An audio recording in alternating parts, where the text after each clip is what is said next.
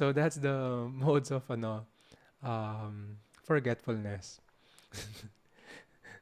Yung this yung food na prasadam is the remnants, itawag tong remnants ni Krishna or saintly person. These are benefiting us because their consciousness, their spiritual advancement, mahawa tayo. Just like osmosis, di ba?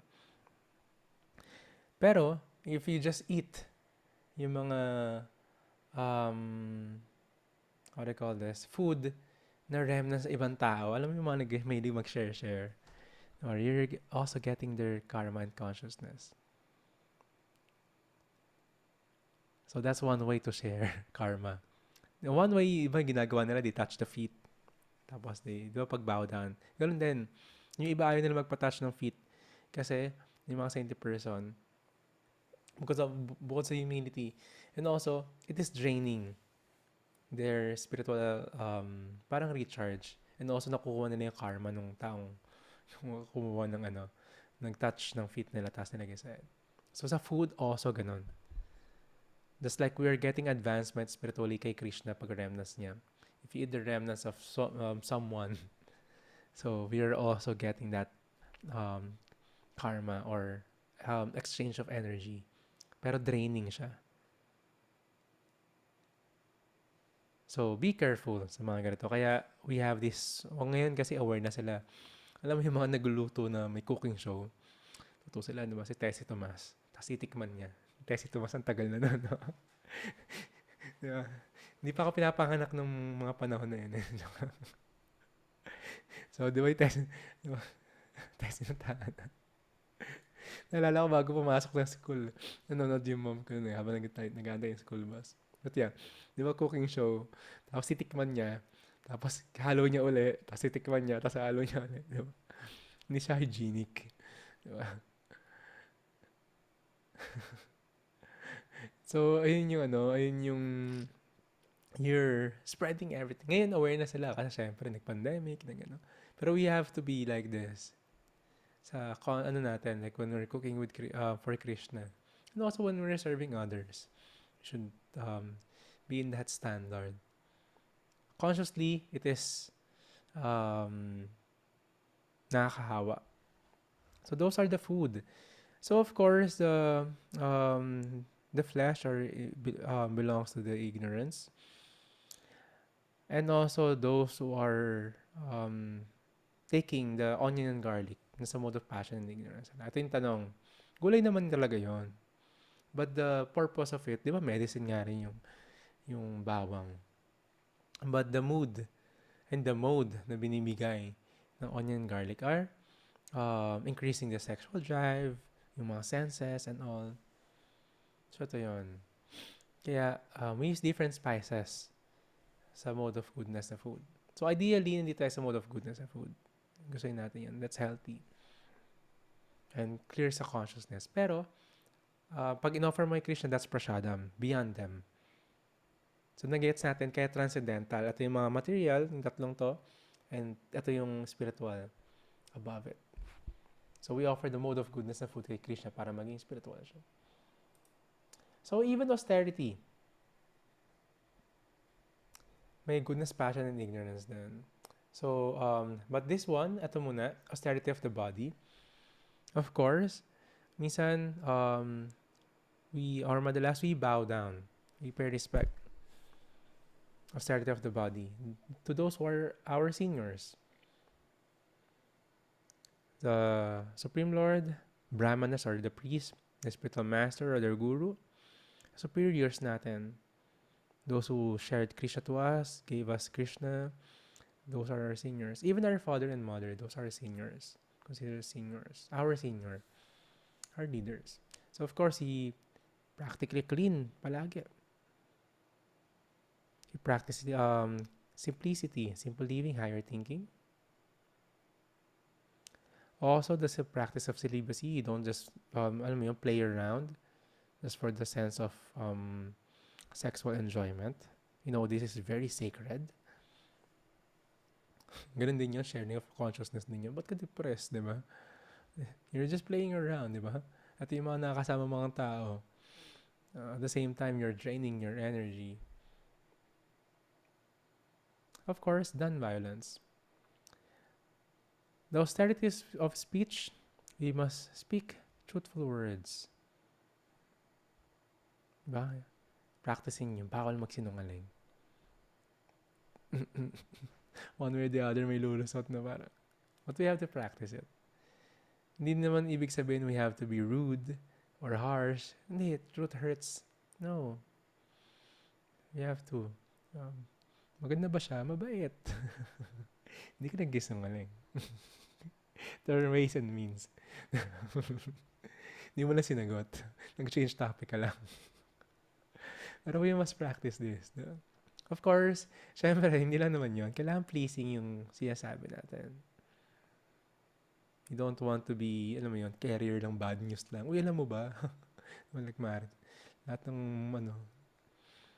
ng mararamdaman nila pag ikaw nagsalita, down sila. Beneficial. And not agitating to others. But of course, pag ikaw yung mga senior, minsan kailangan pagalitan yung junior mo. Or yung anak mo, di ba? Or like student mo. Minsan kailangan mong gisingin ng onti yung consciousness nila. Of course, hindi mo gagawin yun na you're pretending na, gusto ko lang naman gisingin yung consciousness. Tapos lahat na lang kinorek mo, lahat na lang chinek mo, lahat na lang chinastize mo. So remember, kailangan pleasing, not agitating. Of course, there are austerity of mind, the gravity of thought. Gravity is being grave or being serious. Satisfaction, simplicity, self-control. Kailangan natin yan. And purification of one's existence. Hindi yung mind mo kung saan napupunta. So may mga austerities. At the same time, may austerity in goodness, passion, and ignorance. So austerity, mga nagka-fasting, mga ganito. Diba? Done with transcendental faith, of course. Ito in goodness. Not expecting material benefits, only for the sake of supreme. Only for the sake of Krishna. Yung austerity of passion out of pride. Nagka-fasting nga ako eh. Nag-donate nga ako eh. I mean, mamaya pa pala yung charity. Pero ginagawa ko ito, tumutulong nga ako eh. Diba? For the sake of respect, honor, and worship. Para iangat yung sarili nila. Ang ginagawa ko na ito para sa inyo, para sa atin, para sa Pilipinas.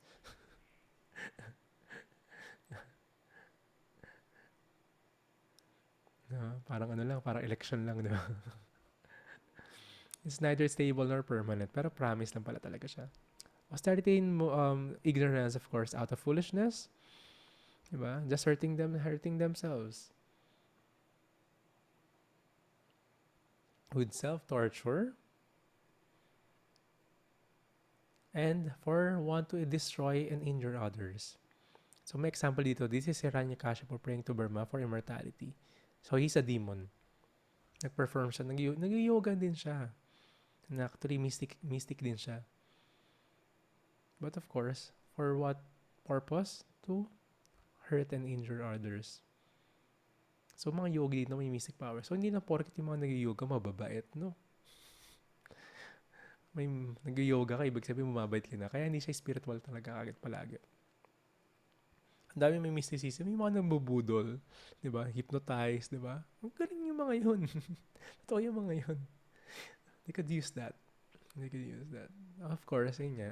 Austerity in the most of ignorance. But, kailangan, paano sila pupunta doon? They perform austerities to have that. So, ito na yung sabi ko about charity, giving. Diba? Like giving alms. Charity in the mode of goodness, out of duty, without expectation of return. Mo kailangan announce na ako yung nag-donate. Sometimes kailangan nila gawin yon para to inspire others. Diba? Ako nga diba? Parang, ito nga yung sitwasyon ko pero kaya ko mag-donate. Kayo din, sana ma-inspire kayo. Pwedeng ganon. Pero hindi para ipamukha or diba na, even sila, alam mo yung mga nag-social experiment na totoo, hindi stage, na yung mga bum, yung mga homeless, pag binigyan mo sila ng extra, sinishare niya sa ibang homeless. Hindi sila yung parang, hindi akin lang to. No, papakain din nila. Diba? Or minsan nga yung mga homeless, nanghingi yung ibang tao sa kanila ng kailangan ng pera, binibigyan din nila. Diba? Kasi they know kung paano wala talaga. O yan, yung transparency of report. So, minsan kailangan gawin yun. Pero alam mo yun, they want to do it. But of course, mode of goodness is to a worthy person. Ideally, to a person na ginagamit yung money na yon to a spiritual activities din. Spiritual charity din. They receive charity and they give charity. For the spiritual benefit. So, may mga right person talaga. Kasi, meron mga charity in the mode of passion. Expectation of some return. May kapalit. Or may hiningi siyang kapalit. Saka may result. Desire siya ng result. Pag ginawa ko to, pupunta ako sa heavenly planet. Ano na to? Susi ko na to sa heaven. Meron silang mga sarili motive. Or, may grudging mood. Hindi na gusto. Napilitan. Kailangan mag-smile sa camera yan. Diyan may camera. I'm very sorry hindi makita sa charity in the mode of ignorance. I'll read at an impure place. Diba? Sa impure place, improper time, and unworthy person. Diba? Donate ka or ano ka. Alam mo yun, marami talagang manluloko rin, diba? Yung mga, pag may mga calamity sa Pilipinas, yung ibang Pinoy, imbis na tumulong, diba? Gumagawa pa sila ng mga scam. So, kailangan mag-ingat ko sa mabibigay ko kasi if gamitin nila yun sa yung money, which is manifestation ng hard-earned endeavor and time mo, papunta sa money, that's the fruit, kasama ka sa karma.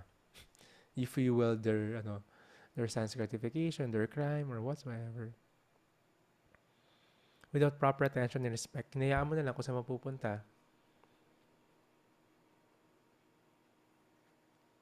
So, that's why in giving alms, the best is meron kang prasadam to give to the, alam mo, nanghihingi or food. Kaya, what we're doing is we're having this food for life. We're not just feeding them food, but we're feeding them prasadam. So, it's a long project na started by Srila Prabhupada, but it is kasama talaga sa culture natin. Before, pag nagluto yung mga householder, they will shout sa labas ng bahay, may nagugutom ba? May gusto ba kumain? Tapos, before sila kumain. That's the real culture. Hindi ko lang naabutan nyo pa dati. Nag-aabutan ng ulam yung mga kapitbahay, di ba? Hindi ko lang pag gano'n pa. Sa condo ba, gano'n na pa? Parang hindi na. Hindi mo nga alam kung sino yung mga kapitbahay mo sa condo. Dati hindi. Over the bakod lang. Uy, may mag-ulam ako ganito. Ganyan. They're giving. But of course, that's the culture. Ngayon, si Sir Prabhupada, he happened to be observing yung isang temple siya. There are kids na naghahanap ng mga food sa basurahan near the temple, galing sa temple. And he cried. Sabi niya, there should be radius ng miles around the temple, dapat wala nagugutom. That laging may how to call this? Laging may feeding ng prasadam. That is the best. So the charity should be given to those who are doing this. Not just feeding their body, but feeding their soul. Hindi lang yung basta makapag-donate ka. It feels good sa'yo, pero hindi mo alam may karma pala yung gusto mo makatulong pero na-karma ka pa. Matindi, no?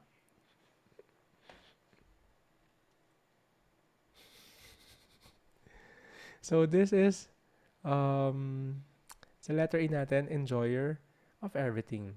This Om Tat Sat. Minsan yung mga ibang yogi nagamit to. Very simple. Very simple. Om is the supreme.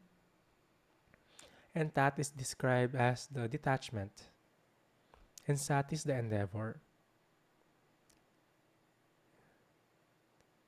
So Sat means we endeavor for the supreme, but we are detached from the result. Gets? Hindi ka hihinto sa work, sa service, sa activities mo para kay Krishna, But whatever the result, kailangan detach ka. So whatever endeavor right now, there will be result, good or bad. Kailangan detach ka doon. Pero you should not stop the endeavor. And you should always connect it to Krishna. Kaya Om Tat Sat. Ibang yogi sinasabi to, Om Tat Sat. So here's the meaning. So that is faith.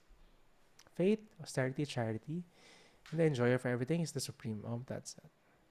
So going to our last chapter, the perfection of renunciation. Renunciation is the part of detachment, to renounce. The acronym is SMILE because we want to see Krishna's smiling face. And we want to connect to Krishna. And if he's smiling, automatically, you have all the satisfaction. Even just percentage ng smile makita niya. Or ma-appreciate yung endeavor natin. We will be satisfied. Letter S natin, summary of Karma Yoga. The root of entanglement is the materialistic mentality with which we act, thinking ourselves the controller and enjoyer. We only suffer because of our attachments. And because we have the materialistic mentality. And we are entangled with that. Kaya tayo nandito. Alam mo yung tangle na, alam mo yung earphones na na nagbulbhol sa bulsa mo. Tapos ang hirap tanggalin hanggang masira na siya. So this is our life. Diba? Sobrang entangled tayo dito sa mundong to. Because of different karmas, different situations, different past, diba, na-entangled tayo doon. So may renunciation in the mode of ignorance din. Prescribed duties should never be renounced. Kasi they want to escape. Just like Arjuna who wants to escape being a soldier. Us, we want to escape. Iba, they want to escape life. They end it.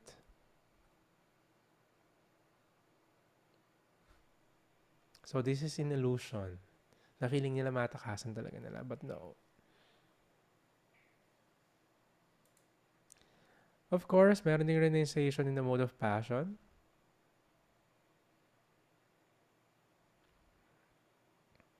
Troublesome or out of fear of bodily discomfort. So this is giving miseries. And it is not recommended also. So renunciation, ignorance, and passion. Kasi ang hirap, diba? Ayoko na. And meron ding intelligent renunciation. Ito, goodness pala muna. Doing their duty.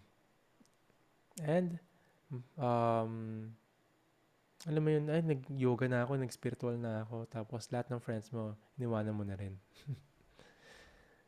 Or ayaw mo sa fruits. Dapat hindi ka nagkatrabaho. Hindi ka nag-enjoy ng food na to. Dapat kinakain mo, ganito lang. Kasi yogi ka nga. No, this is just renunciation. False renunciation pa rin to. Feeling natin mode of goodness. So, above these modes is the intelligent renouncer.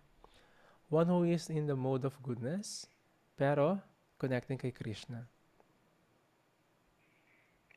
The true renunciation, to perform only religious duties and without attachment to the fruits. Parang same Om Tat Sat.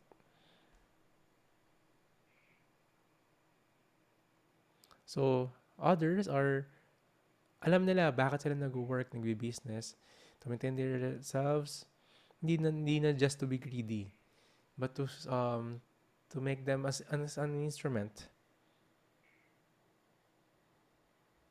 to share Krishna to others in different ways and means, directly or just supporting those who are doing that. Ngayon, nagkakaroon ng meaning in life. Ano yung mga naman talaga yung sobrang dami mo lang talagang pera. Doesn't mean you don't have to earn, and earn money for Krishna. Do your business for Krishna. But I don't know if you will agree, lahat ng maning darating sa'yo are already computed, counted by karma. Meron talaga taong todo endeavor, todo trabaho. Ayun lang talaga. Kahit gano'n siya kasipag. Alam mo yung pag-stop, nasa stoplight, yung mga nag-alako ng mga kung ano-ano. Diba? Minsan may aparador. May dala aparador dito. Ako uuwi yan. Ba't mo nalako sa kalsada? Kailangan dapat yung alokin lang niya yung may pick up. Diba? Ang hirap ng trabaho na yun. Diba? But hindi, it doesn't, um, how do you call this? Always results to money. Ang dami naging negosyo. Diba? Doesn't always results to big money. Ang daming instant lang. Diba? Ang dami, alam mo yun, lahat ng tinayaan niya ng sugal. Alam mo yung mga maswerte sa raffle, sa office, o sa school, lagi na siya nananalo. Karama niya yun eh. Of course, we can have over-endeavor. Makuha natin yung result na yun in this lifetime kasi madalas, next life pa. Kaya sila maraming ganong swerte kasi last life, ginawa na yun. Kaya bilang yung darating sa akin ng money. Ganun din yung iba. You can have the over-endeavor. Talagang darating talaga sa'yo ngayon kasi napilit mo instead of in the future. Pero syempre, wala ka ng life. Workaholic ka na lang. Wala ka ng oras sa anak mo. Wala ka ng oras sa sarili mo. Di ba? Pag mayaman ka na, bumigay na rin yung body mo kasi hindi mo naalagaan. Yung relationship mo, hindi mo na rin naalagaan. Of course, paano pa yung spirituality? So, intelligent renouncer is, of course, they know bakit sila nag-exist. Bakit may mga facilities and saan gagamitin. So, that is Arjuna. Kailangan niyang gawin yun. And kailangan natin gawin. We have the modes of nature, of course, about knowledge, actions, work, understanding, determination, and even happiness.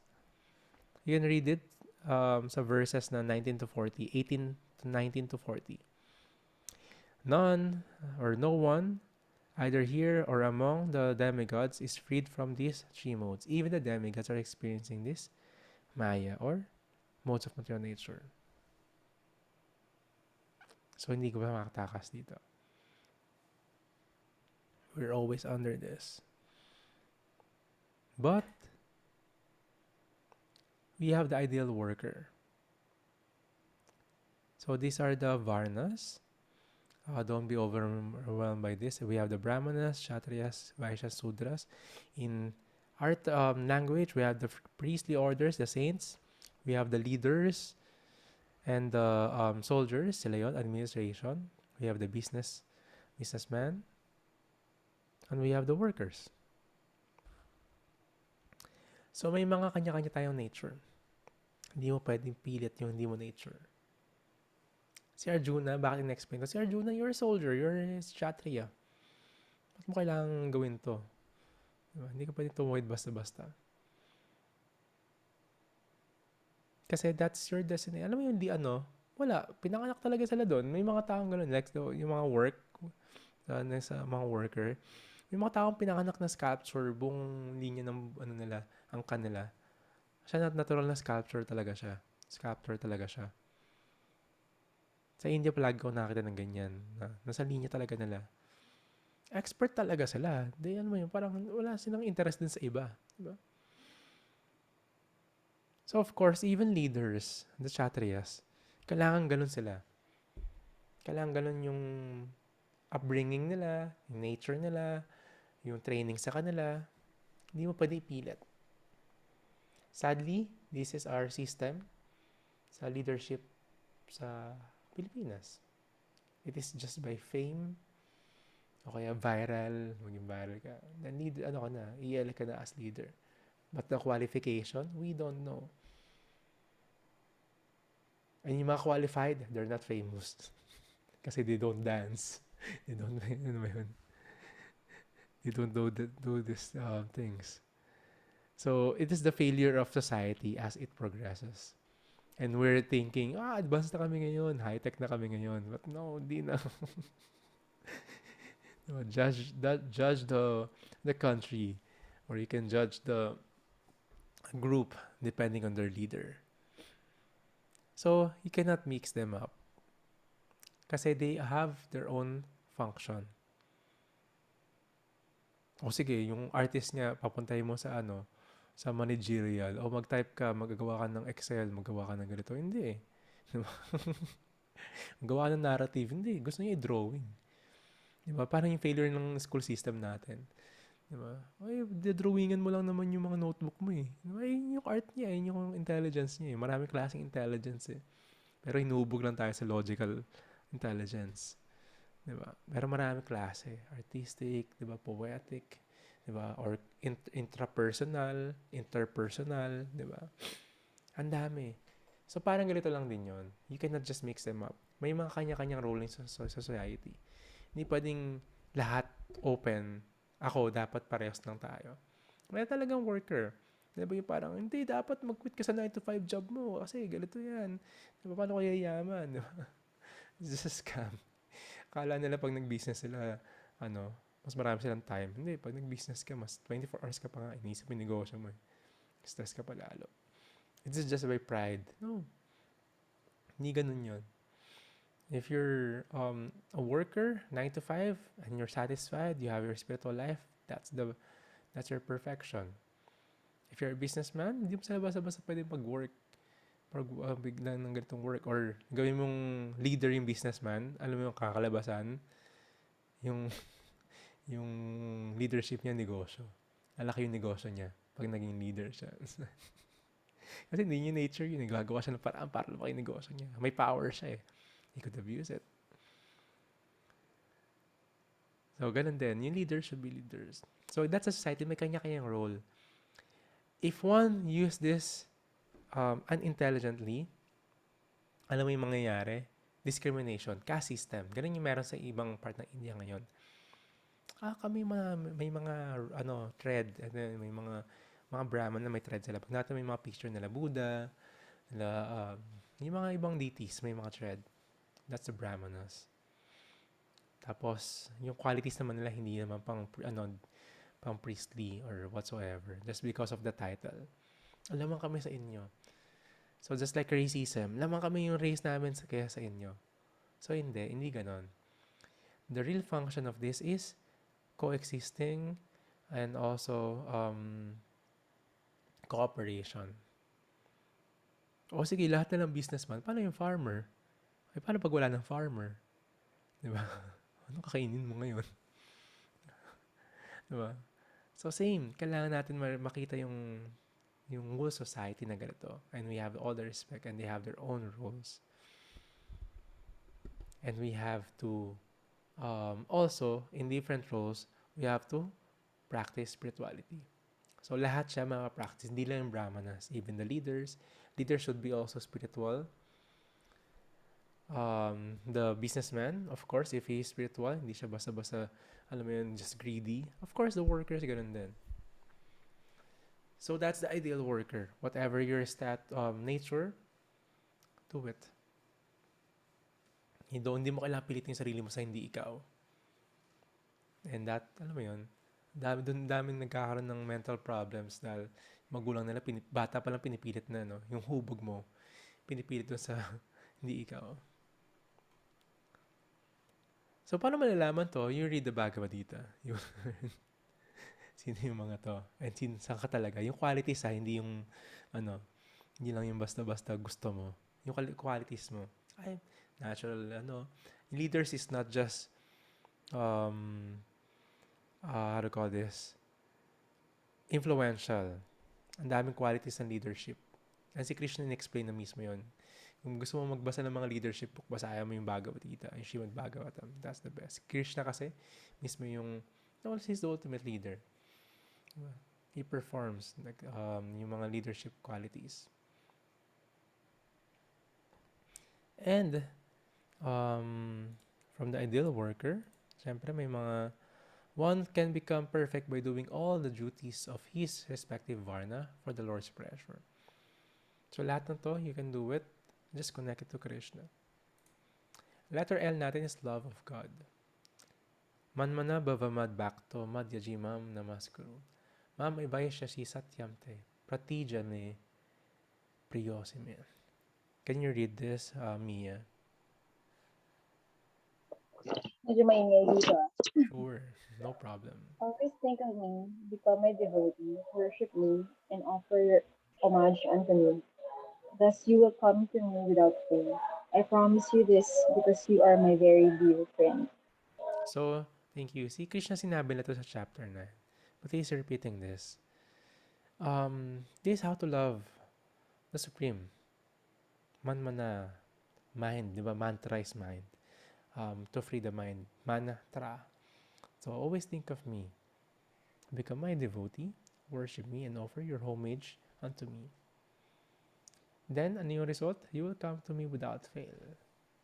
And may promise siya. Di ba? Si Krishna may promise sa'yo. Tingnan mo, i-break niya yung promise niya. Minsan, nag-break siya ng promise. Pero for the higher purpose. For mas maging closer pa sa'yo. Because you are my very dear friend. At yung sinasabi niya kay Arjuna. At sinasabi niya rin sa atin. So, minsan, si Krishna, nang na-realize natin paano yung sacrifices niya sa atin. Sinasamahan niya tayo everywhere we go. Tapos ito yung mga ginagawa niya, mga arrangements niya sa atin. He is always thinking sa benefit, para sa benefit natin palagi. Pero sinasabi rin paano tayo mag-reciprocate. But the question is, are we really reciprocating?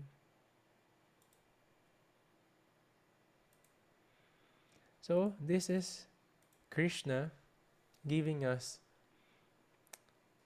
his instructions. Sinabi niya, kunento niya lahat na meron dito sa Bhagavad-Gita. Ang daming paths, ang daming part ng yoga, di ba? So, ano yung final na kailangan mong gawin? Sarvadharman parityajya mam ekam saranam vaja. Aham tuam sarva papevyo mokshayishyami masuchaha. Can you read this, Joyce? Abandon all varieties of religion and just surrender unto me. I shall deliver you from all sinful reactions. Do not fear. Thank you. We have all these unwanted baggages. We have all the wounds and pains. We have the healing, diba? Ang dami nating desire. Si Krishna, oy, ang daming paths. All abandon them all. Just surrender unto me. And yung promise niya, ako bahala sa kanila. Even your sinful reactions, all your karma. Masutsaha, do not fear. Krishna's promise, do not fear. He gives you the fear. He could give you yung fearlessness. Paano yon? Surrender kay Krishna. Isang kamay? No. Surrenderness is dalawang kamay.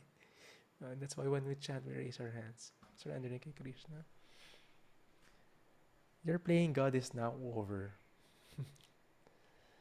And ang sarap ng feeling na yon. Alam mo yung bata pag minsan nagkatapang-tapangan. Tapos, may masakit, di kaya ko to. Pag dumating na yung nanay, ang sakit, diba, mama? nawala na yung bigat na kailangan mo mag-pretend. So, same thing with us. Remove that ego of us being the controller. Ego na kaya natin lahat, na tayo yung nasusunod, na tayo yung God. Small God. Then surrender kay Krishna. Then you will feel that great relief.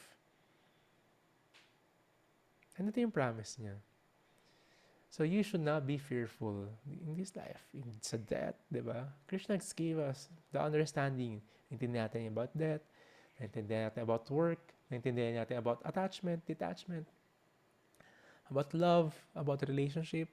Diba? Binibigay ni Krishna lahat yung explanation na yon. Diba? Anong desired outcome na gusto natin mangyari is to surrender kay Krishna. Krishna, hindi pa ako, pure eh. Ang hirap mag-chant, ganito. Ang dami ko pang, just surrender. And then it will fall into places. Arrange ni Krishna yan. Ano ba yun? Lahat ng mga conditioning, lahat ng mga palusot mo, arrange ni Krishna yan, don't worry. So do not fear. Masutsa. That is the real surrender. Well, ano ba yung kaya natin kontrolin? But we should not also be happy-go-lucky lang. Make arrangements. And Krishna, seek Krishna's blessing. Krishna will make his endeavor. He's always endeavoring. The question is, are we appreciating this? Are we appreciating his endeavors? Are we seeing them? Or we're just ignoring? Looking for a sign? Ito na, siya yung sign. Do not fear. So for us band para intindihan ba natin yung the rest? You can read this. The different line per line, how we could understand it. So this is the best purification, chanting Krishna's name. No other paths. This is the best. It's the ultimate purification, cleansing, and healing. Si Krishna na bahala doon. We just focus on the love kay Krishna. The rest, automatic. Package deal na yan. What is the end result ng Bhagavad-Gita na to? Could you read this all, Amaya? This confidential knowledge may never be explained to those who are not austere or devoted or engaged in devotional service, nor to one who is envious of me. For one who explains the supreme secret to the devotees, pure devotional service is guaranteed, and in the end, he will come back to me. There is no servant in this world more dear to me than he, nor will there ever be one more dear. And I declare that he who studies this sacred conversation of ours worships me by his intelligence. And one who listens with faith and without envy becomes free from sinful reactions and attains to those auspicious planets where the pious dwell. Thank you. And that's you all who listens with faith and without envy. And this is your result. This is Krishna's assurance. Bakit hindi siya pwedeng explain to those who are not austere and devoted and all? Kasi they will just not be, well, they're not interested in the first place, and they will not appreciate, or that sometimes they will be much more offensive. But those who tries to explain it to others, is the best devotee ni Krishna. Very dear kay Krishna. Ano yung assurance niya? Go back to me. There's no servant much more dear. Parang ano lang yan eh. Pag may anak ka, sobrang sarap, di ba? Pag sobrang may love and care din siya sa'yo. Pero pag nakita mo, inalagaan niya rin yung other na anak mo, yung ibang kapatid. Parang, wow. Di ba? Mas ma-feel mo yung love niya. Same thing. Our role in this spiritual journey is hindi tayo yung end user. Our role should be we want to be the instrument. We should meditate and pray kay Krishna for Krishna to make us an instrument to share it to others. That is the best process how to pay back kay Krishna nung love niya. Pati sa teachers natin, to assist them and to share it to others as well. And those who studied this, sabi ni Krishna, I declare, is the one who is worshiping him with intelligence. So ito yung promise ni Krishna. You can read this 18.67 to 71. That is the end result kapag ginawa mo yung study sa Bhagavad-Gita. And those who just listen, even they listen, and di sinabing who understands, who listens with faith and without envy. Automatic liberation. So that's you. Next time I'll see you as demigods na siguro. Mga apsaras or gandharvas. The angels. No? So that is smile. Summary of Karma Yoga, we have the renunciations. To remove that entanglement and suffering, remove the attachment. But you have to work. You have to move. You have to execute. How? Always think of Krishna. Habang nag-work ka, offer it to Krishna. Worship Krishna. So may mga modes of material nature while we're doing our activities. Our goal is to be Krishna conscious palagi in whatever activity na meron tayo. Just like the ideal workers, may brahmanas, kshatriyas, vaishyas, and sudras. Whatever situation na meron ka, that's you. But be Krishna conscious. You don't have to, alam mo yun, kailangan maging vaishya ako or maging leader ako. That's you. If you could function, cooperate. But be Krishna conscious. At yung harmony talaga. But we have to develop, of course, yung Brahminical qualities or divine qualities in whatever situation. So we have to practice. Hindi tayo kachan tayo tapos, alam mo yun, hindi pa tayo kain sa ibang tao or sa ibang living entity. We have to practice that. So love of God is like this. Sabi ni Krishna, how to show love? By devotional service. Ano yung consciousness mo? It is not just by words. I love you, God. I love you, Krishna. Tapos yung act mo, wala. Yeah. Action speaks louder than words. And of course, ano end result? Very dear kay Krishna if you share Krishna to others. Of course, hindi lang para doon. We must also study it ourselves. So, paano i-share kay Krishna? You can share this by sharing the books. Sharing Bhagavad-Gita. And share to all. Kahit i-post mo nga lang siya, di ba? Someone will be interested. Just like you. Someone posted something and you got interested. Diba? The way to share it, of course, is we have books available, but they should donate something, at least for the printing cost. Should not just give it for free, unless they are like the president or talagang wala talaga sila. But get some donation that would have the printing cost covered. So magtutuloy-tuloy siya. At the same time, it is them being in service, of service.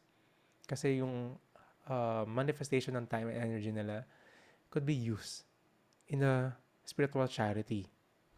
So it's a two-way. And they will have the full benefit. Kasi they serve now, they will give value sa book kasi nagbigay sila ng Lakshmi, ng money. At the same time, it is much easier to understand. Of course, guide them. You need to guide them. If you receive a great gift, we want to share to others, like the good news. And the Bhagavad-Gita, anong reason para hindi mo siya i-share sa iba?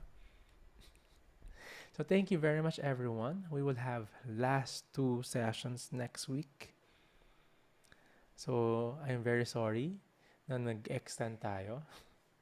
Pero that will be the 2 most important session na gagawin natin. The last 2.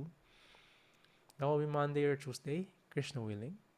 And thank you very much. Back to Namaya, back to Jean, back to Jeff, back to Jesse, back to January, back to Joyce, back to Kaloy, and back to Marge, back to Mia, back to Milka, back to Rob. Thank you very much. Please, you read that, I'll call this, the verse 18.66. That's the surrenderness and the promise of Krishna for us to develop fearlessness. We must not have this fear sa mundong to. We don't need that. We need love of God. Hindi rin fear of God. You don't want na, alam mo yun, ba't mo ko love? Kasi takot ako sa'yo pag nagkamali ako. Fear of love. We must develop love of God, not just fear of God. He is very sweet. You don't have to be fearful sa Kanya. That's own reverence. Gusto ni Krishna yung sweetness, the relationship. And gusto mo rin yun, for sure. Hindi mo pwedeng masabing hindi mo siya gusto. We want that relationship kay Krishna. Thank you very much, everyone. We won't push sa ating question and answer kasi late na. I'm always wishing everyone na to always dream of Krishna and Radha during your sleep. Sana every night. Pero picture muna tayo. You can open your cameras. Hello. Nasa Pulag yata si Jeff eh. Pulag. Nasa Mount Pulag, no? I remember, tagal ko nang huli punta na Mount Pulag. 2008 yata. So picture muna tayo everyone. Count of three. 1, 2, 3. One more, 1, 2, 3. Hare Krishna. Thank you, thank you, thank you. Always humbled and honored. Hope to see you soon. And marami tayong mga services and projects if you want to serve, to connect. And also one big project na ginagawa natin ngayon is the Bhakti Lounge, Bhakti Lounge. For us to unite, a space for us to unite in the city. Siyempre, pwede naman din dito. Slowly, we're opening up. Pero the city is very important kasi easily. And also, ang daming lost souls that would have the benefit. So, we will have mga fundraising events and all. So, please support. This is a way for us to spread this consciousness to others. Those yung mga hinog na, may tatawag kami mga hinog na soul eh. Talagang alam mo yun, parang ready na sila. Ready na sila i-chant si Krishna. Di ba?